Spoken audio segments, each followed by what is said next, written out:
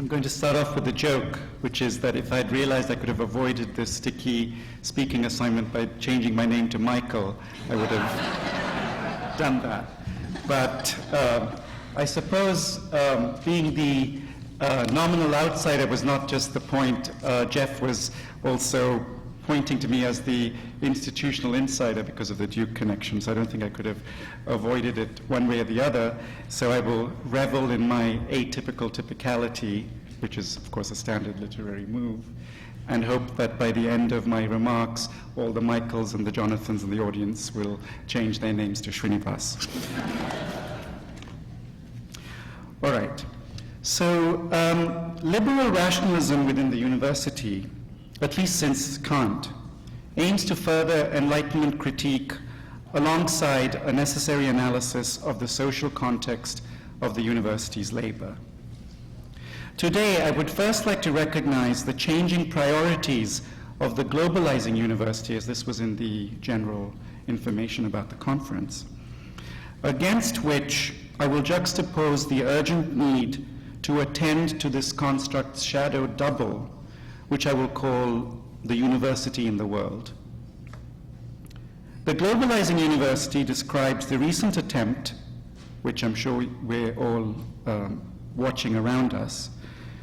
the recent attempt, especially in the United States, to expand the university transnationally by analogy with corporate globalization. Extending corporate brand in a wave of educational expansion that goes eastward from Europe to the Middle East and India onto China, the Globalizing University, mostly anchored in the United States, aims to provide a new crop of educational consumers with contemporary vocational and socio-professional skills, thereby infusing these contexts with developmental synergies and capital flows. However, more often than not, the price for such global expansion, I'm not saying it has to be, but it often can be,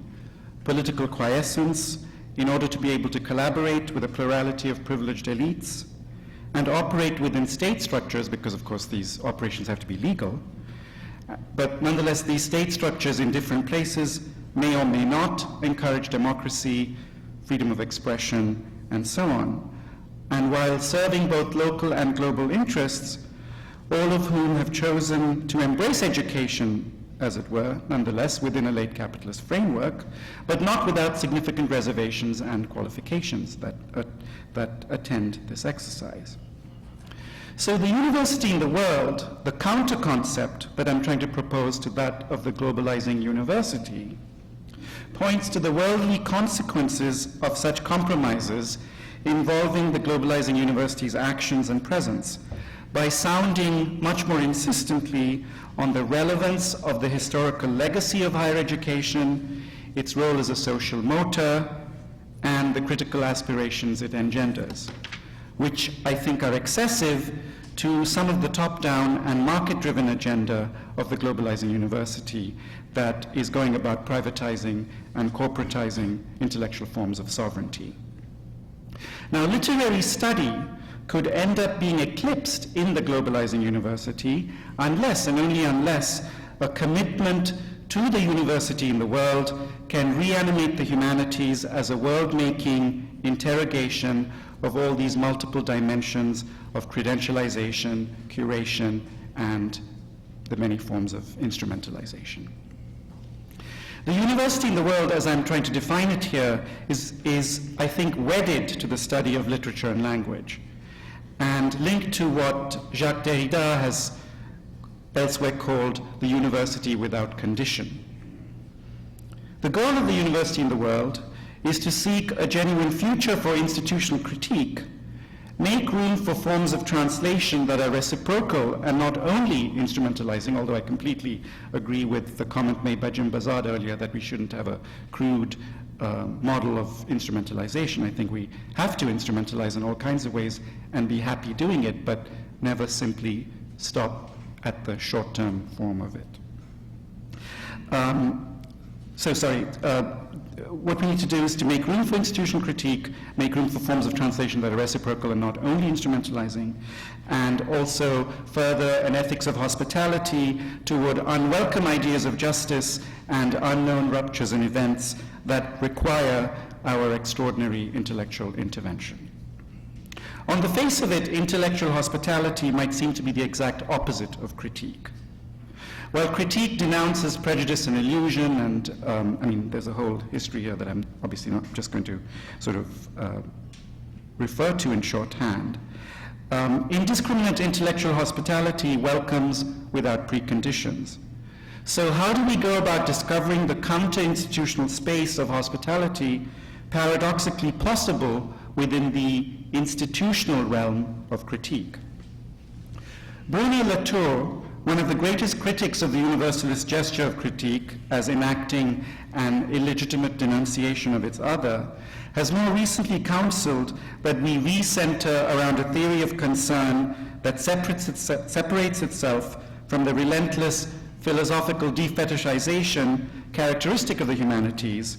and also the unmoored scientific positivism of the natural and applied sciences, and having us instead gather around a robust realism. However, I would offer that there is no Archimedean lever that can enable a reunified perspective involving the critical discourses of the humanities, the physical positivism of the applied sciences,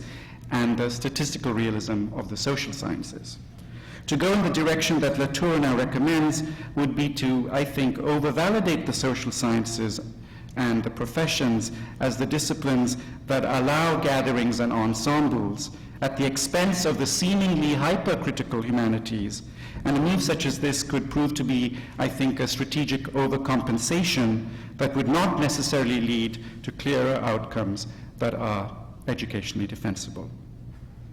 So in my view, the robust study of literature and language has to be insisted upon as part of the infrastructure of a liberal education to equip students for a global civil society, rather than be presented as a supplementary option for those who want to seek it, as is increasingly happening around us. Within the context of a vacuous excellence that governs the Globalizing University, amidst the dereferentialization of nation and culture, Bill Reddings, if you remember in the 90s, melancholically offered the university in ruins as a place where the affirmation of teaching and learning could take place within a network of pedagogical obligation. While this approach felt like a tragic Benjaminian commitment during the millennial feeling engendered by the late 1990s, a decade of subsequent reflection amidst the vast globalizing expansion of the university has also led to new forces within the university being able to seek out the more diverse uses to which the counter-institutional turn could be put, in large part, I think, by reorienting the literary humanities toward its fundamental commitments, which I think include both critique and hospitality. What Reddings had also counseled concerning inhabiting the ruins needs to lead toward more ambitious forms of inhabitancy that institute migrant, diasporic, and excluded traditions of scholarship alongside hegemonic ones. Such dreams of inhabitancy bring together the exigencies of post-colonial geography, occupying the center, advocated by Edward Said's expanded humanism,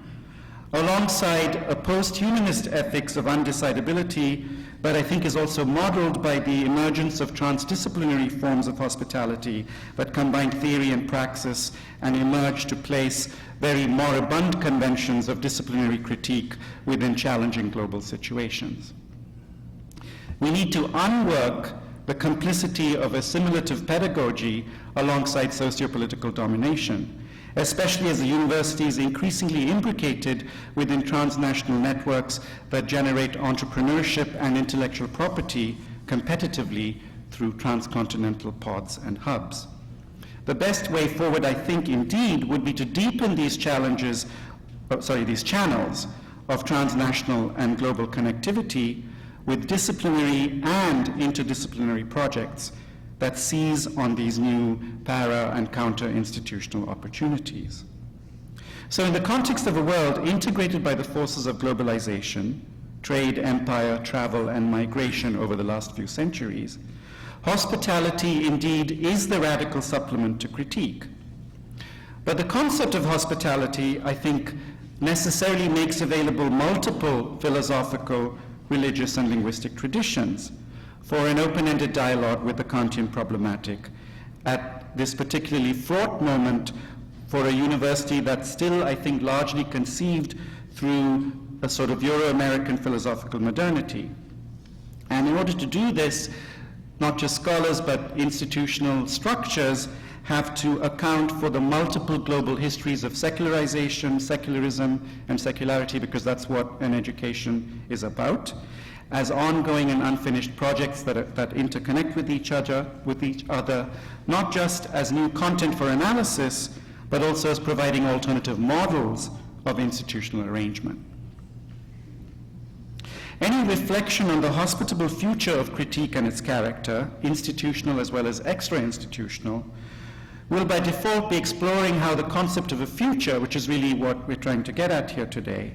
is a relationship between what Koselleck famously described as the relationship between the space of experience, or Erfahrungsraum, and the horizon of expectation, the Erwartungshorizont. How does the mixed legacy of Enlightenment critique's aspirations to reorganize the world create alternative expectations? And of course, there's been tremendous both criticism and hand-wringing about the end of critique, or the future of critique, or the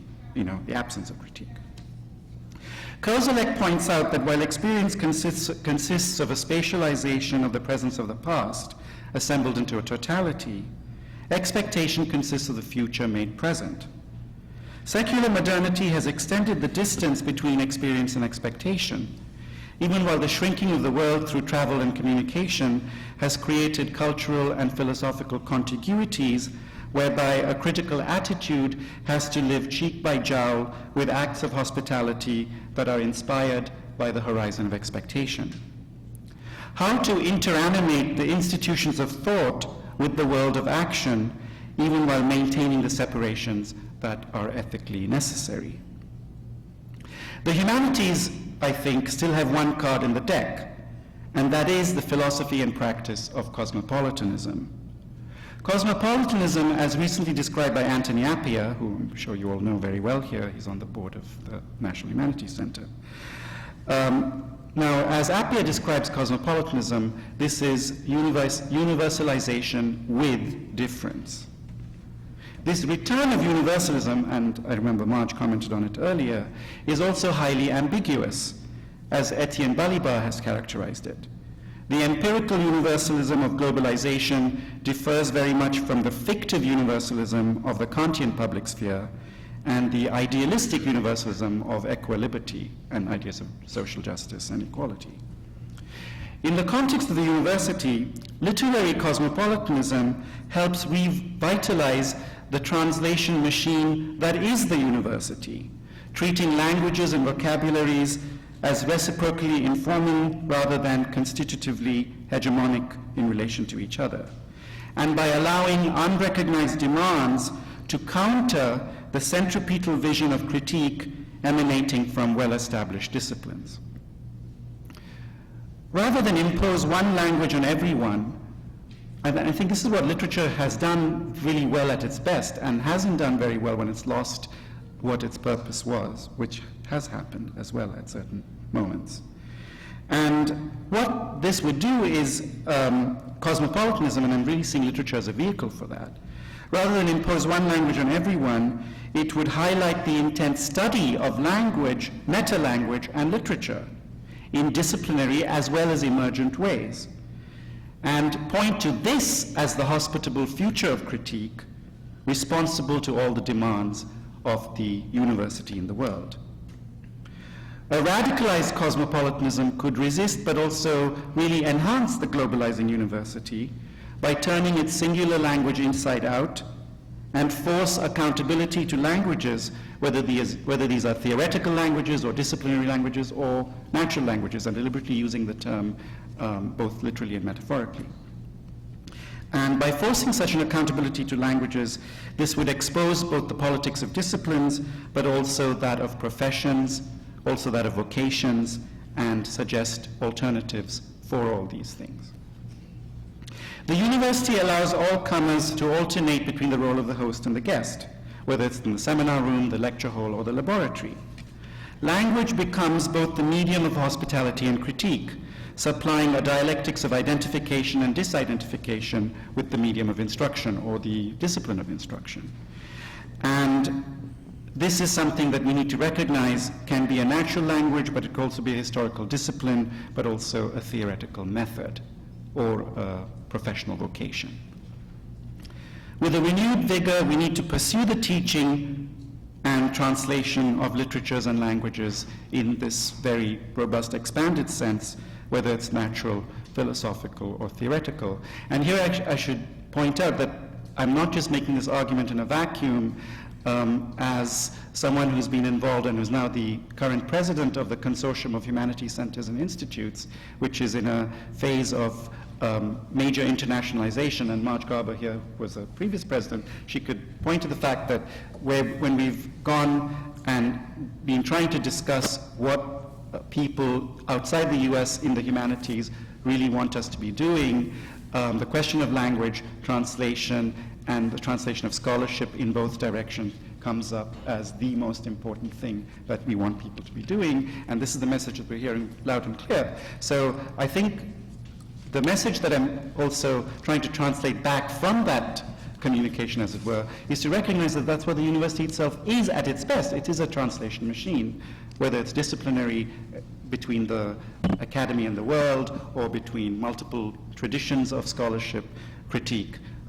and welcoming of new ideas, which is what hospitality is, at least in part, about.